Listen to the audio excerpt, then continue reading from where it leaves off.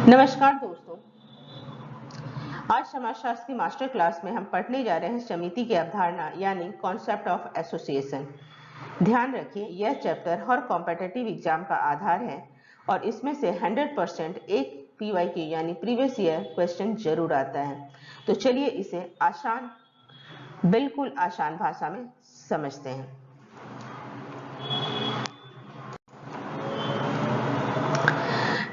दोस्तों, महान दार्शनिक अरस्तु ने कहा था कि मनुष्य एक सामाजिक प्राणी है। हम अपनी आवश्यकताएं अकेले पूरी नहीं कर सकते, इसीलिए हम समितियां बनाते हैं। हमारी जरूरतें असीमित हैं, लेकिन हम इन्हें अकेले पूरा नहीं कर सकते। छीन झपट कर पूरा करना असामाजिक है, इसीलिए इंसानों ने आपसी सहयोग और संगठन का रास्ता चुना और यहीं से जन्म होता है समिति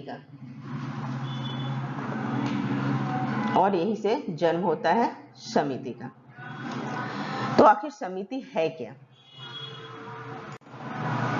व्यक्तियों का समूह, निश्चित उद्देश्य, विचारपूर्वक स्थापना या नियम, तो इन सभी से मिलकर एक समिति का निर्माण होता है। समिति व्यक्तियों का एक ऐसा संगठित समूह है जिसे किसी विशेष उद्देश्य या उद्देश्यों की पूर्ति के लिए जानबूझकर बनाया जाता है। अब हम देखते हैं कि एग्जाम में आने वाली परिभाषाएं। मैकाइवर और पेज कहते हैं कि समिति उद्देश्यों की पूर्ति के लिए एक संगठित समूह है, तो बोगार्डस कहते हैं समिति प्राय किसी उद्देश्य की प्राप्ति के लिए मिलकर कार्य करना है। जिन्सबर्ग के अनुसार समिति एक दूसरे से संबंधित सामाजिक प्रणालियों का समूह है जो निश्चित उद्देश्यों की पूर्ति के लिए बनाया जाता है।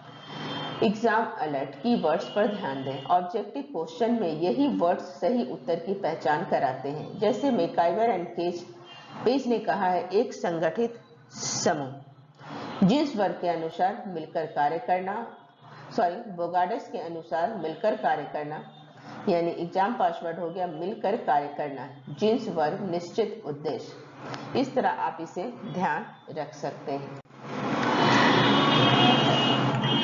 चलिए हम समिति की विशेषताओं को समझते हैं। पहली बात यह कि व्यक्तियों से बनती है, जानवरों के झुंड से नहीं बनती है। दूसरा, बिना उद्देश्य की कोई समिति नहीं होती है। बिना उद्देश्य के कोई समिति नहीं होती है। फॉर एग्जाम्पल, छात्र संघ का उद्देश्य छात्रों का हित है। नेक्स्ट विशेषताएं हो जाती हैं विचार पूर्वक स्थापना। यह स्वतः विकसित नहीं होती है, इसे सोच समझकर बनाया जाता है। और मूर्त संगठन, क्योंकि यह व्यक्तियों का समूह है और हम इसे देख सकते हैं, तो यह मूर्त संगठन है, नॉट एब्स्ट्रैक्ट या अमूर्त। नेक्स्ट इसकी सदस्यता होती है। अगली जरूरी विशेषताएं हैं ऐच्छिक सदस्यता, यानी आपकी मर्जी है तो आप मेंबर बने या ना बने। इसके अलावा यह अस्थायी होती है, काम पूरा होते ही समाप्त हो जाती है, जैसा कि बाढ़ रहित समिति।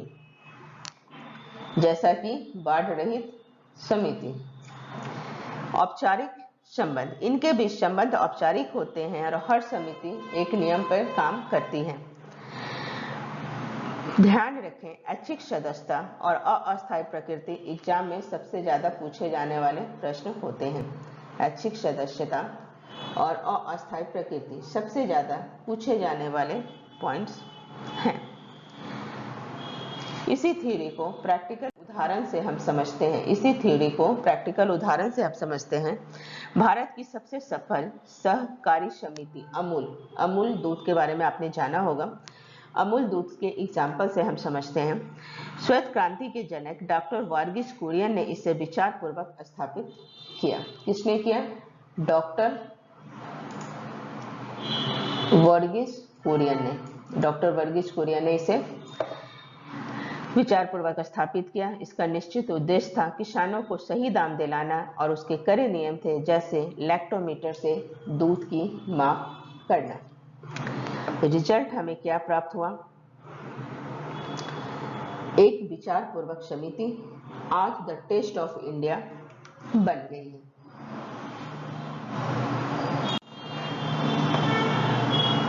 एग्जाम में अब आते हैं एग्जामिनर के सबसे पसंदीदा सवालों पर। क्या परिवार एक समिति है?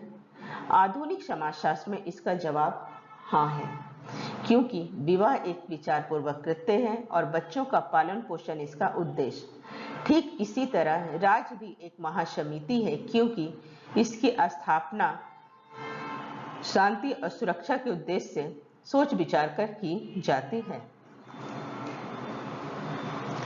ध्यान रहे, समुदाय स्वतः जन्म लेता है, लेकिन परिवार और राज्य विशिष्ट उद्देश्यों के लिए बनाए जाते हैं, इसीलिए इन्हें समिति की श्रेणी में रखा जाता है।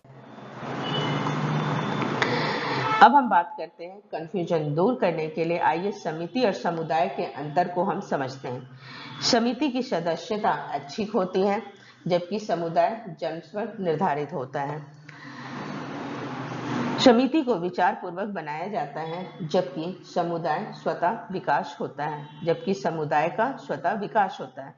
समिति अस्थायी रहती है, जबकि समुदाय अस्थायी होता है। समिति निश्चित भूभाग आवश्यक नहीं है, जबकि समुदाय के लिए एक निश्चित भूभाग का होना जरूरी है।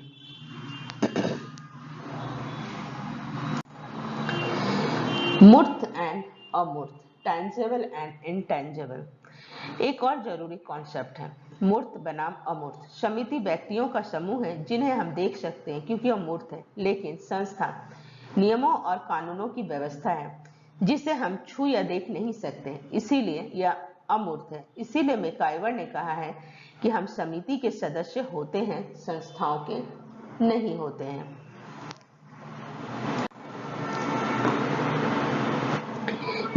अब जरा समिति और समाज की तुलना भी देख लेते हैं। समाज व्यक्तियों का एक मूर्त समूह है, जबकि समिति व्यक्तियों का एक मूर्त समूह है, जबकि समाज सामाजिक संबंधों का जाल एक अमूर्त जाल है। समिति के कुछ विशिष्ट और सीमित उद्देश्य होते हैं, लेकिन समाज का दायरा सामान्य जीवन की तरह बहुत ही व्यापक होता है।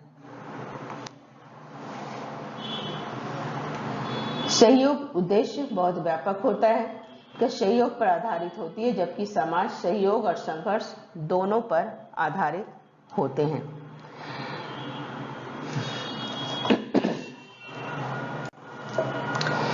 चलिए अब समय है खुद को टेस्ट करने का। पहला सवाल, इनमें से कौन सी समिति की विशेषताएं नहीं है? बिल्कुल सही जवाब, अनिवार्य सदस्यता इसकी विशेषता नहीं है। दूसरा सवाल, हम समिति के सदस्य होते हैं, संस्थाओं के नहीं, यह कथन किसका है? यह कथन मैकाइवर एवं पेज का है। अभी हमने पीछे इस चीज को देखा था। एग्जामिनेशन समिति की सदस्यता हमेशा ऐच्छिक होती है, समुदाय की अनिवार्य होती है। अगर आप डिस्क्रिप्टिव या थ्योरी वाले एग्जाम दे रहे हैं तो उत्तर में ऐसे लिखें। जैसा कि मैंने आपको बताया, ये टॉपिक ऐसा है जो कॉम्पिटिटिव एग्जाम से तो जरूरी है ही, साथ ही जो बेसिक एग्जाम आप देते हैं बीए या एमए के, डिस्क्रिप्टिव या थ्योरी वाले एग्जाम देते हैं, उसमें भी इसको जरूर पूछा जाता है। तो इसके आंसर आप कैसे लिखें? तो ध्यान रहे, उत्तर आप ऐसे लिखें। पहले इंट्रोडक्शन में समिति का इक्वेशन और अरस्तु का कोट लिखें। अरस्तु का कोट लिखें, मनुष्य सामाजिक प्राणी है, कोट इस्तेमाल करें। फिर आप डेफिनेशन दें, कम से कम 2 विचारक। मैकाइवर एंड पेज की परिभाषा एडजेक्ट कीवर्ड के साथ लिखें, हाईलाइट करें। तीसरे स्टेप में आप इसकी कैरेक्टरिस्टिक बताएं। पॉइंट्स को फ्लो चार्ट या ब्लू पॉइंट से लिखें और हर पॉइंट के साथ एक एग्जाम्पल जैसे अमूल या छात्र संघ जरूर दें। एंड कंक्लूजन, अंत में स्पष्ट करें कि आधुनिक जटिल समाज में मनुष्य की अनंत आवश्यकताओं की पूर्तियों के लिए समितियां अपरिहार्य साधन है। इसके साथ ही आप निष्कर्ष में इस तरह करके उत्तर को, अंत में निष्कर्ष के साथ उत्तर को खत्म करें। Quick question, point blueprint take. जाने से पहले इस स्क्रीनशॉट को ले लीजिए। बस ये 5 कीवर्ड याद रखें और समिति का पूरा कॉन्सेप्ट आपके दिमाग में क्लियर हो जाएगा।